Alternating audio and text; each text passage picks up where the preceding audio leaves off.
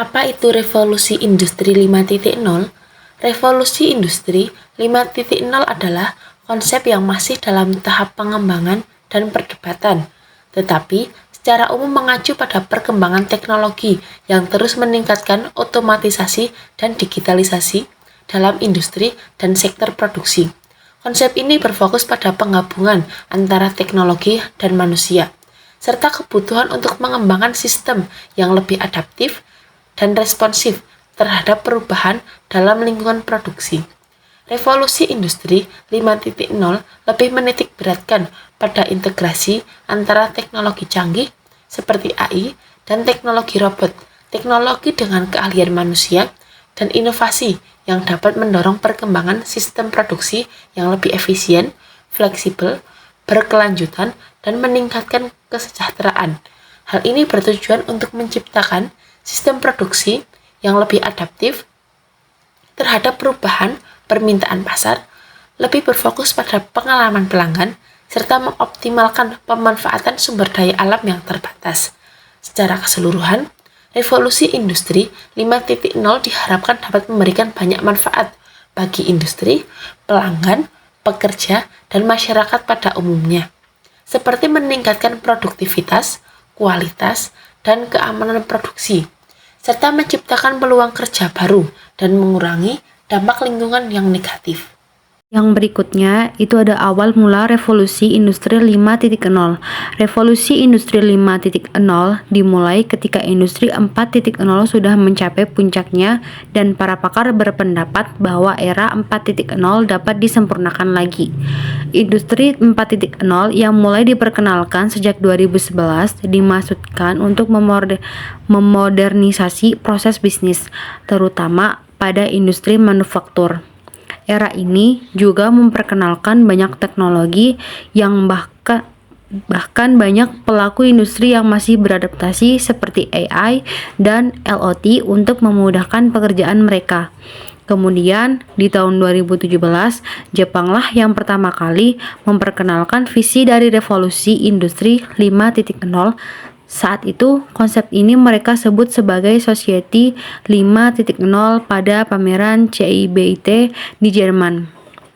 Ketika industri 4.0 mengaungkan wacana bahwa AI akan menggantikan manusia, industri 5.0 justru tidak beranggapan demikian. Sebagai penyempurnaan era 4.0, adanya teknologi seperti AI dan robot justru hadir untuk bekerja sama dengan manusia. Revolusi industri 5.0 mendorong efisiensi serta produktivitas berkat adanya teknologi yang dimanfaatkan oleh kecerdasan manusia. Sebagai contoh, banyak orang yang menggunakan teknologi AI bernama ChatGPT untuk mencari tahu dan mengerjakan banyak hal. Tetapi ChatGPT tidak akan dapat berfungsi dengan optimal tanpa dukungan kecerdasan manusia dalam memberikan perintah yang tepat. Contoh lain adalah penggunaan software HRIS dengan teknologi Claude. Dengan bantuan manusia, teknologi ini dapat mengefisiensi pekerjaan HR dan bahkan di fitur-fitur tertentu berorientasi pada kesejahteraan karyawan.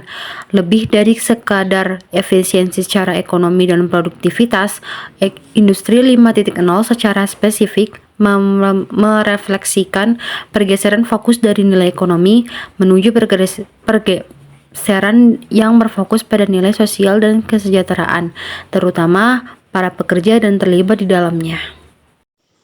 Manfaat revolusi industri 5.0. Yang pertama yaitu peningkatan efisiensi dan produktivitas. Revolusi industri 5.0 akan memungkinkan peningkatan efisiensi dan produktivitas dalam berbagai industri dengan otomatisasi proses dan penggunaan teknologi baru seperti pemanfaatan AI dan analisis data. Yang kedua yaitu peningkatan kualitas produk dan layanan.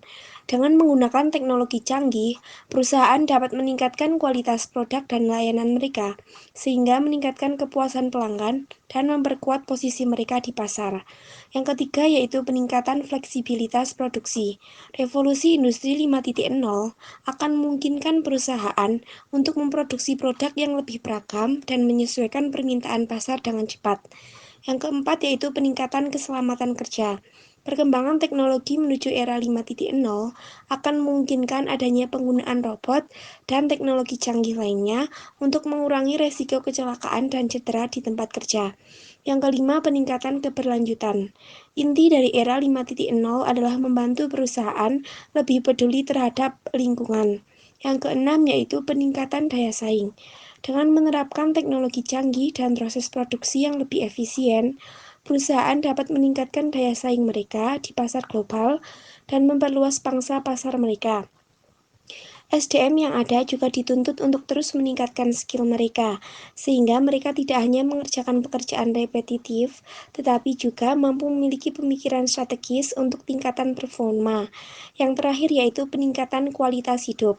Revolusi Industri 5.0 dapat membantu memperbaiki kualitas hidup manusia dengan meningkatkan akses ke layanan kesehatan dan pendidikan yang lebih baik, serta memungkinkan pengembangan kota cerdas atau smart city yang lebih berkelanjutan dan ramah lingkungan.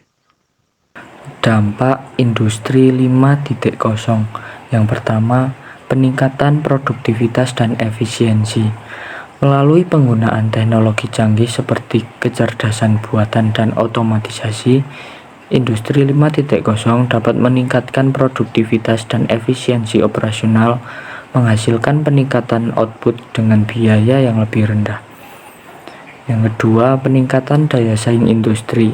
Adopsi industri 5.0 dapat meningkatkan daya saing industri dengan mengoptimalkan proses produksi, meningkatkan kualitas produk, dan mempersingkat waktu pemasaran. Yang ketiga, penciptaan lapangan kerja baru. Meskipun ada kekhawatiran tentang penggantian tenaga kerja manusia oleh teknologi, industri 5.0 juga menciptakan peluang baru dalam bentuk pekerjaan yang membutuhkan keterampilan tinggi dalam pengembangan, pemeliharaan, dan pengoperasian teknologi baru. Yang keempat, pertumbuhan sektor ekonomi baru.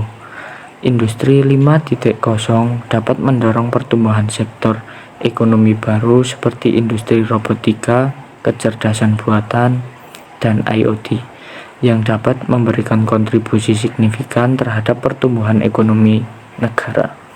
Tantangan industri 5.0 di Indonesia.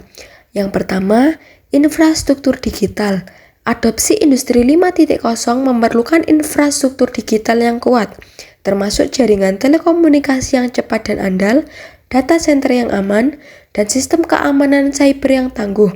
Tantangan ini harus diatasi untuk memastikan konektivitas yang memadai di seluruh wilayah Indonesia. Yang kedua, keterampilan tenaga kerja.